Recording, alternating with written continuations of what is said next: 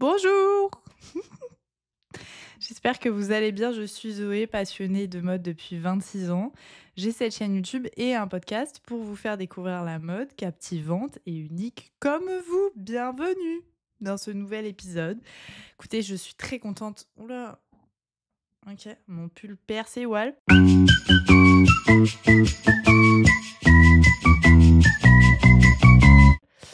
Je suis très contente de vous retrouver parce que la semaine dernière, j'étais pas là, vous avez peut-être remarqué, mais moi j'étais très déçue. Je travaille à côté donc j'ai pas pu poster. Bref, j'espère que vous allez bien. Moi ça va très bien. Voilà, on se retrouve, il est midi, je suis grave en retard sur mon planning, j'avais prévu de faire 1 million de trucs.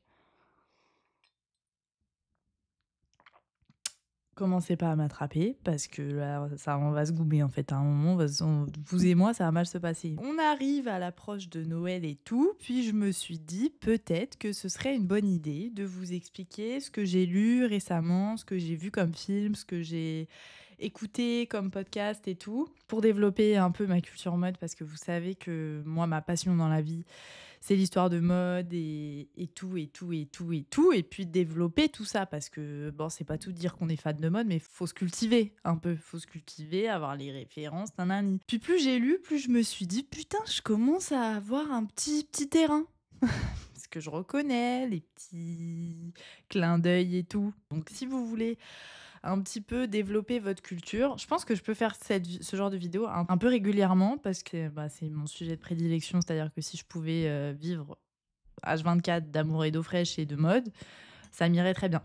Donc, on va commencer parce que là, ça commence à être un petit peu long. Je vais commencer par les livres que j'ai lus. Alors, je me suis fait une petite note. J'ai mon iPad juste en bas. Donc, celui que j'ai lu, on va dire le plus vieux, en tout cas que j'ai acheté début du mois de décembre. J'ai commencé ce mois-ci. Oula, putain, c'est super lourd. J'ai commencé avec ce livre. J'en touche, je défonce ma boucle d'oreille carrément. Anna Pawlowski, qui est une mannequin de base. Et donc, c'est sur Jean-Paul Gaultier, Petite histoire de rire, grande histoire de mode. Écoutez, déjà, le livre est sublime.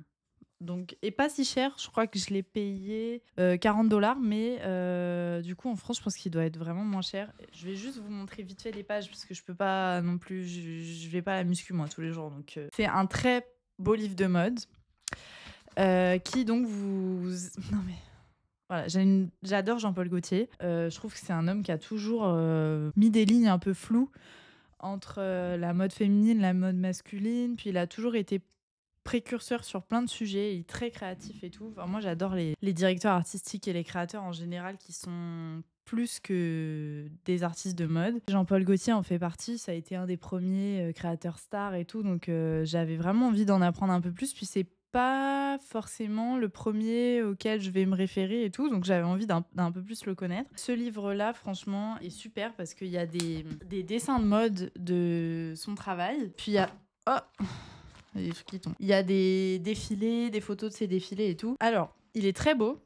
Je l'ai vraiment beaucoup aimé et tout. Je trouve qu'on en apprend beaucoup sur lui. Le seul truc, c'est que c'est donc Anna Pawlowski, qui est donc une de ses amies depuis avant la création de sa marque, qui est une mannequin, qui raconte Jean-Paul Gaultier. Bon, alors, si je peux me permettre, Miss Anna, moi, je te le dis, c'est pas avec toi qu'on va faire le prix Goncourt.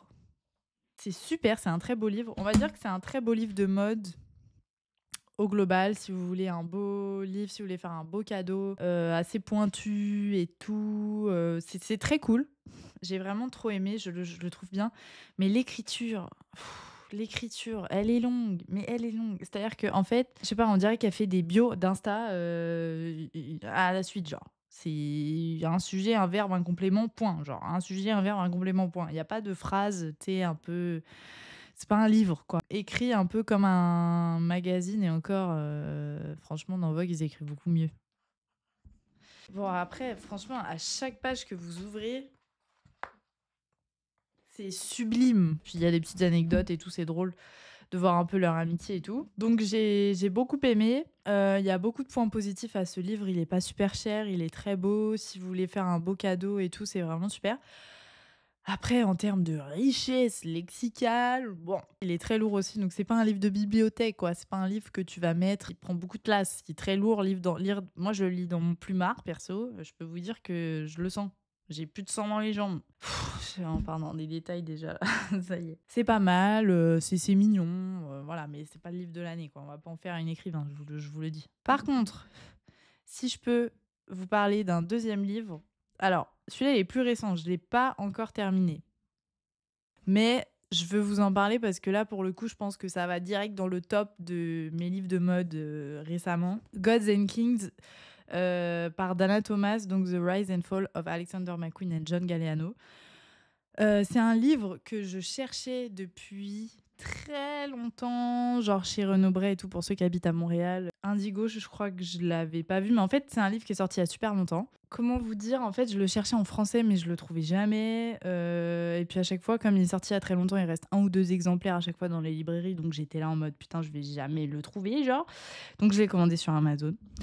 Bref, tout ça pour vous dire que j'ai commandé sur Amazon, quoi, on va pas en faire un épilogue non plus. Une femme d'Anna Thomas qui a écrit pas mal de livres de mode et j'ai lu que celui-là d'elle pour l'instant, mais elle a fait plusieurs livres, sur l'histoire du luxe et cetera. C'est une biographie un peu, on va dire, de, Alexander McQueen et John Galliano. Ce que j'aime beaucoup dans ce livre, c'est qu'il y a l'histoire des 2, que c'est très relié, qu'ils étaient liés dans la vie, donc je trouve ça plus intéressant de lire ce genre de biographie que de les lire séparément, là. C'est trop bien, je trouve que l'écriture, pour le coup, là, est très intéressante. On en apprend et tout, mais c'est notamment ce que je vous disais dans l'introduction, là, que plus ça va, plus je commence à me dire que ça y est, une petite culture mode, parce que j'ai des petites refs qui sont notamment expliqués dans ce livre et à chaque fois je les ai les rêves, donc je suis là en mode ah putain bénef. Il y a des petites images d'archives aussi de Dior et tout.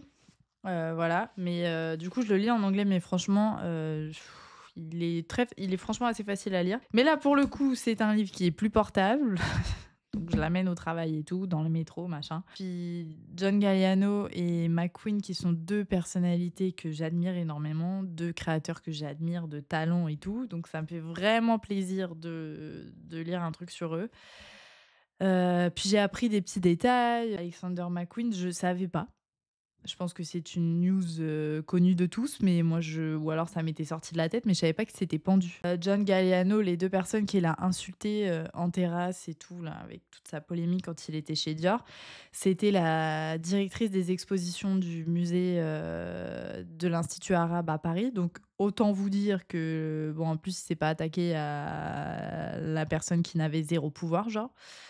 Donc bref, donc des petits détails comme ça où ça va un petit peu plus loin que juste expliquer ses collections chez Dior, chez, Margiela et tout. Donc en termes de livres, voilà ce que j'ai lu, ce mois-ci. Je dirais pas que c'est un mois, très chargé, donc je vous les conseille énormément. Voilà, ça c'est mes 3 petits bouquins. Je vais vous parler de 2 sites internet dont j'ai déjà parlé plusieurs fois dans mes podcasts et je crois même dans le Modia et tout, j'en ai parlé. Il y a des sites internet que je regarde, on va dire à chaque jour presque. Je lis tout le temps Fashion Network et Business of Fashion. C'est des sites internet, sur lesquels vous avez plein d'articles d'actu mode. Donc ça peut être sur, des actions en bourse de marques, ça peut être sur des changements de direction artistique, ça peut être sur des lancements, ça peut être enfin bref, l'actualité quoi. Et donc ça j'adore. Sur Insta, Business of Fashion, c'est je dirais le premier média mode vraiment que je suis. Business of Fashion, tout ce qu'ils racontent est vraiment vérifié, très sûr et tout machin, ce qui est pas le cas de tous les médias. Ils ont souvent pas mal d'exclus comme WWD aussi, mais je lis un peu moins WWD. J'avoue, je sais pas pourquoi, je trouve que ça se la pète un peu. Au moins, ça reste assez factuel. Business of Fashion et Fashion Network, je vous mettrai un peu des images des sites internet et de ce qu'on peut y trouver. Mais franchement, ça m'a aidé à préparer le Modia, par exemple. Ça m'aide aussi à me tenir un peu informée de plein de nouvelles. C'est avec ces médias-là que je suis aussi ben, l'arrivée de certains directeurs artistiques et des chaises musicales qui se passent en ce moment. Donc ça, c'est les 2 sites internet que vraiment je vous conseille de regarder. Et bref, voilà, c'est jamais trop chiant, je trouve.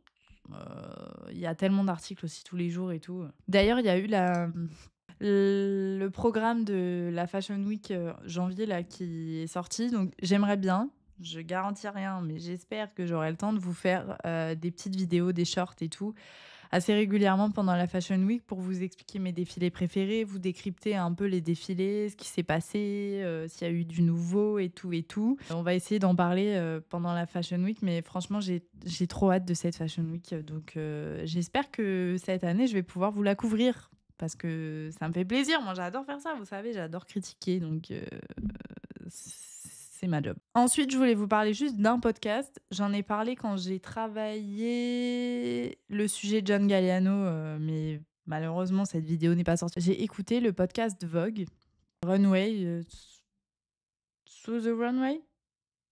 Je vous mettrai la petite affiche, je me souviens plus du nom. C'est un super podcast, franchement. Ils accueillent, il y a eu Nicolas Guéquière, bah, il y a eu John Galliano, il y a plein d'invités pour le Vogue de Marc Jacobs. J'avais écouté le podcast. C'est intéressant parce qu'ils prennent les éditeurs en chef, ils prennent les rédacteurs qui ont participé, par exemple, à l'édition du Vogue Marc Jacobs.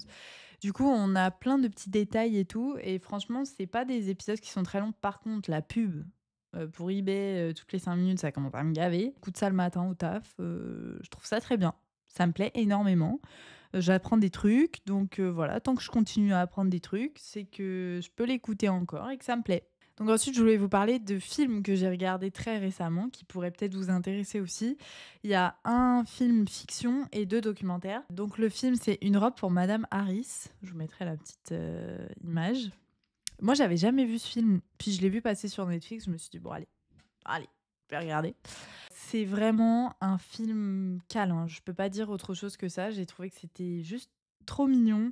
Ça retranscrit parfaitement la passion qu'on peut avoir, pour la haute couture, ce qu'on peut ressentir avec des vêtements, de haute couture et des pièces pareilles et le temps de travail que ça prend et cetera. Puis elle a été nominée, ce film a été nominé pour les meilleurs costumes aux Oscars. L'actrice a été nominée pour, nominée ou nommée? Moi, je sais jamais qu'est-ce qu'on doit dire. Je pense que les 2 ça se dit, bref. Pour meilleure actrice aussi. C'est un film, alors franchement, c'est pas le film de l'année non plus, hein. On va se détendre, c'est pas non plus, un chef-d'œuvre. C'est un film vraiment mignon d'un dimanche, voilà, si vous savez pas trop quoi faire, regardez ce film. Moi, c'est un peu ce que j'ai fait. Je l'ai regardé après le travail, j'étais là en mode: «Bon allez, je vais me détendre, je vais regarder un petit truc» et trop mignon, les costumes sont ouf parce que moi j'adore cette période. C'est filmé pendant les années 50, début 60 là. Donc c'est l'histoire d'une Anglaise qui, part à Londres parce qu'elle s'est mis en tête et elle a un rêve, c'est d'acheter une robe Dior sur l'avenue Montaigne. Et donc on suit toutes ses péripéties et tout. Elle va arriver à avoir sa robe, puis elle est amie avec l'atelier Dior et puis il y a Christian Dior et tout. Enfin, c'est un film juste trop mignon. Tout m'a plu franchement, puis les costumes, c'est vrai que les costumes sont ouf. J'avais envie de me crêper les cheveux et de me faire des boucles après genre. Mais trop mignon, je vous le conseille. C'est pas, un gros truc culture mode parce que ça va pas vous apprendre des trucs, c'est un film fiction. Mais quand même, il y a un peu sur l'atelier et tout, comment ça fonctionne, les grandes maisons comme ça, combien de temps ça peut mettre. Il y a Isabelle Huppert aussi dans le film. Donc si vous avez l'occasion de regarder ce film, je sais pas si en France c'est le même nom. En tout cas, ici, c'est Une robe pour Madame Harris. Donc je vous le conseille. Voilà, j'ai vraiment bien aimé, je trouvais ça trop mignon. Franchement, les passages où elle voit la robe Christian Dior pour la première fois et qu'elle tombe amoureuse de la robe, mais je sais pas, tout est tellement bien filmé et tout que tu ressens genre qu'elle est trop contente, qu'elle trouve ça sublime. Moi, j'ai trouvé ça trop mignon. C'est pas le film de l'année, encore une fois, commencez pas les cinéphiles à me dire ouais, vas-y, vraiment film de nul. Enfin, bref, moi j'ai trouvé ça mignon. Il est plutôt bien noté sur Allociné, si vous voulez des avis comme ça. Je crois qu'il est à 3,5. Bon, ça va, c'est pas non plus un fiasco. En termes de documentaires, maintenant, j'en ai 2 à vous présenter. D'abord, c'est Inside Mugler, donc Inside the Dream, je crois, chez Mugler. C'est un documentaire que j'ai vu sur Amazon Prime, je crois. Là, c'est toute la collaboration, enfin le suivi du travail de Casey, Kaldauer là, Cadwallader, qui est donc le directeur artistique de Mugler depuis 2021, je crois, un truc comme ça. Et donc là, on suit ses collections. Aussi, c'était autour de la période où il a fait sa collaboration Mugler-H&M. Puis on voit toute la création entre, les 6 derniers mois avant le défilé, comment ça se passe et tout. Aussi le développement des parfums et tout, donc c'était bien. Après, j'ai trouvé que c'était très classique dans le montage d'un documentaire mode, c'est-à-dire que, bon, on va passer, 6 mois avec le directeur artistique, il va nous parler de comment est la maison, de c'est quoi les missions de Mugler, c'est quoi, les pièces phares du défilé. Rien de nouveau sous le soleil, quoi. Mais j par contre, pour la culture, j'ai trouvé ça très bien parce que Casey, on le connaît pas, tellement. Puis, comment il a fait évoluer un peu Mugler aussi, parce que Mugler, c'est une marque, et c'est une maison que j'aime beaucoup. Je trouvais cet homme très talentueux et bah, j'en ai parlé, plein de fois dans les meilleurs défilés, mais les défilés Mugler sont exceptionnels. À chaque fois, c'est un spectacle, et c'est une fête, donc c'est très cool de voir un peu comment, cette maison, fonctionne. L'élaboration du parfum Alien et tout, que je peux pas piffrer, mais c'est quand même assez important de savoir que ils ont toujours voulu faire un parfum très différent, qui est pas une copie d'autres parfums qui pouvaient déjà être sortis, genre. On est tous d'accord là-dessus parce que je ne connais aucun autre parfum qui sent comme Alien.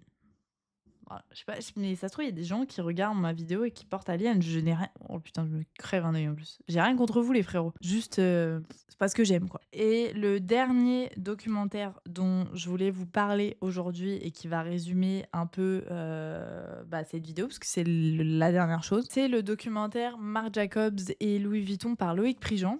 Je suis tombée par hasard dessus sur YouTube. C'était un documentaire produit par Arte qui est sorti en 2007. Je sais pas pourquoi je l'avais jamais vu. Bah sûrement là, je sais pas, l'algorithme fait ressortir plein de trucs de Marc Jacobs, parce que j'ai fait que de regarder des trucs de Marc Jacobs, mais je l'avais pas vu. Je l'ai vu après avoir sorti ma vidéo sur Marc Jacobs. Et j'ai trop aimé ce documentaire. C'était les débuts un peu de Loïc Prigent. Et je trouve il est très drôle à chaque fois dans la création de ces documentaires.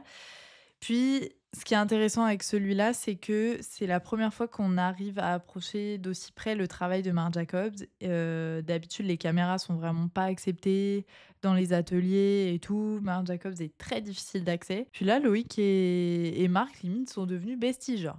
C'était quand il travaillait pour Louis Vuitton, quand il était directeur artistique de Louis Vuitton et qu'il avait sa marque en même temps à New York. Donc c'est hyper intéressant de voir comment un directeur artistique peut jongler entre deux maisons qui n'ont pas du tout le même ADN, parce que Louis Vuitton c'est Louis Vuitton quand même, c'est pas le même budget, c'est pas les mêmes défilés, c'est pas, enfin, par exemple dans le documentaire ils vont parler qu'ils ont reproduit le même défilé, le même décor et tout au Japon.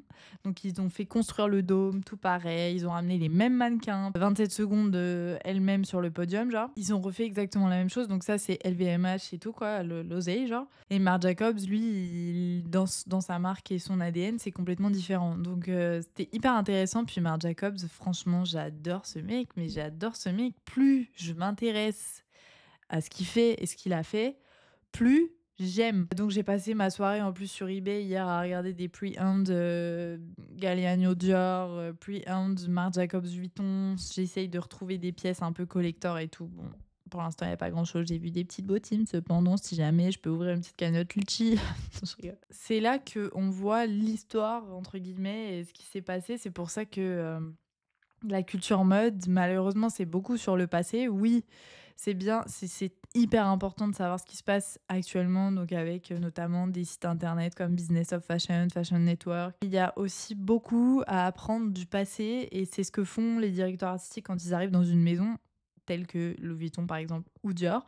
Ils vont prendre cet héritage pour essayer d'en faire un truc de nouveau, quoi.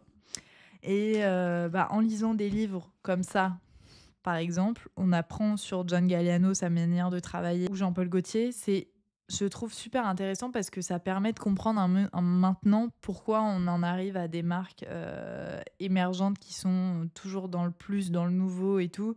Il y a une phrase d'ailleurs dans le livre de John Galliano et McQueen là, que Yves Saint Laurent a dit un jour, il a dit « Je me suis mis moi-même dans un... » Bon, Je vais le remodifier, c'est pas comme ça qu'il l'a dit, je me souviens plus de la phrase exacte. Mais je me suis mis tout seul dans la merde parce que il faut toujours créer quelque chose de nouveau tous les 6 mois. Un travail de directeur artistique, c'est quand même, beaucoup, beaucoup, beaucoup de taf. Puis il faut être toujours créatif, toujours avoir de l'ambition, toujours avoir de nouvelles idées. Et c'est vrai que c'est quand même tous les 6 mois, il y a une fashion week ou un défilé croisière ou un défilé haute couture ou artisanal Margiela ou les métiers d'art de Chanel. Enfin bon, bref, il y a toujours un truc. Toujours une fois que c'est terminé, t'es content, t'es fatigué, mais il faut y retourner quoi. Et c'est ce qu'on a ressenti aussi dans le documentaire de Marc Jacobs, Vuitton là. C'est cet esprit créatif moi qui me plaît beaucoup. Comment est-ce qu'il fonctionne? Comment est-ce qu'ils arrivent à toujours trouver des nouvelles idées, des nouveaux modèles, des nouveaux machins? Moi ça j'adore. Donc voilà pour cette petite vidéo. J'espère que